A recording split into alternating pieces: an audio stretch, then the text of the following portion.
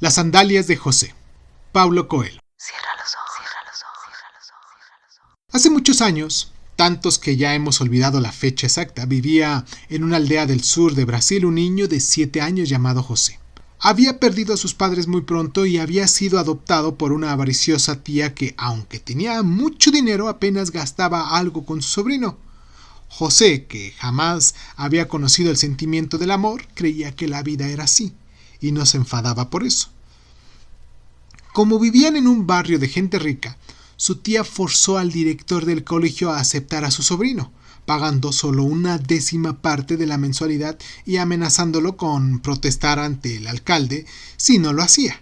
El director no tuvo elección, pero siempre que podía, les decía a sus profesores que humillaran a José, esperando que de esa manera se portaran mal y valerse de ese modo de un pretexto para expulsarlo. Sin embargo, José, que jamás había conocido el amor, creía que la vida era así y no se enfadaba por eso. Llegó la Nochebuena. Todos los alumnos fueron obligados a asistir a la misa en una iglesia lejos del pueblo, ya que el sacerdote del lugar estaba de vacaciones, y por el camino los niños y las niñas hablaron sobre lo que iban a encontrar en sus zapatos a la mañana siguiente.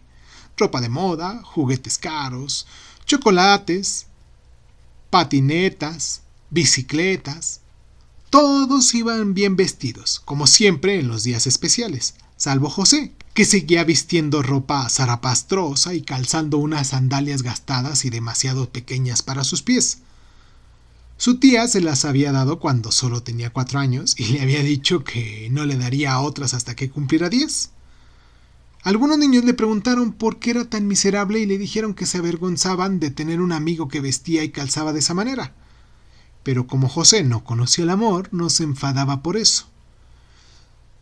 Sin embargo, cuando entró en la iglesia, oyó el órgano y vio las luces encendidas, la gente bien vestida, las familias unidas y los padres abrazando a sus hijos, y José se sintió la más miserable de las criaturas. Después de la comunión, en vez de volver a su casa con el grupo, se sentó en la entrada de la capilla y se puso a llorar. Aunque no conocía el amor, ahora entendía lo que era estar solo, desamparado, abandonado por todos. En ese momento vio a un niño a su lado, descalzo, que parecía tan miserable como él. Como nunca lo había visto, y dedujo que debía haber caminado mucho para llegar hasta ahí, «Deben de doler mucho los pies a ese chico», pensó. «Voy a darle una de mis sandalias, así por lo menos alivio la mitad de su sufrimiento». Porque, aunque no conocía bien el amor, José conocía el sufrimiento y no deseaba que los demás sintieran lo mismo que él. Le dejó una de sus sandalias al chiquillo y volvió con la otra. De vez en cuando la cambiaba de pie para no lastimarse mucho con las piedras del camino.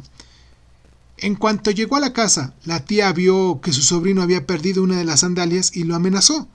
Si no conseguía recuperarla antes de la mañana siguiente, sería severamente castigado. José se fue a la cama sintiendo miedo, pues conocía los castigos que solía aplicarle su tía. Se pasó la noche temblando por miedo. Apenas pudo conciliar el sueño y cuando ya estaba a punto de conseguir dormirse, oyó muchas voces en la sala de estar.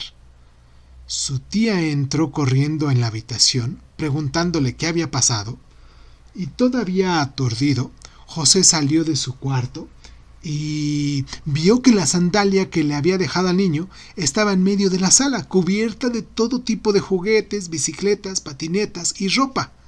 Los vecinos gritaban, decían que a sus hijos les habían robado, ya que no habían encontrado nada en sus zapatos cuando se despertaron.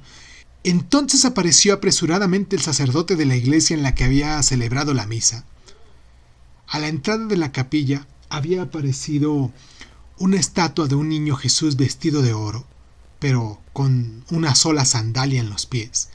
Inmediatamente se hizo el silencio, la comunidad alabó a Dios y sus milagros, la tía lloró y pidió perdón, y el corazón de José se llenó de energía y del significado del amor.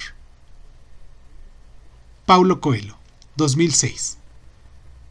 Basado en un cuento de 1903 de François Coppre.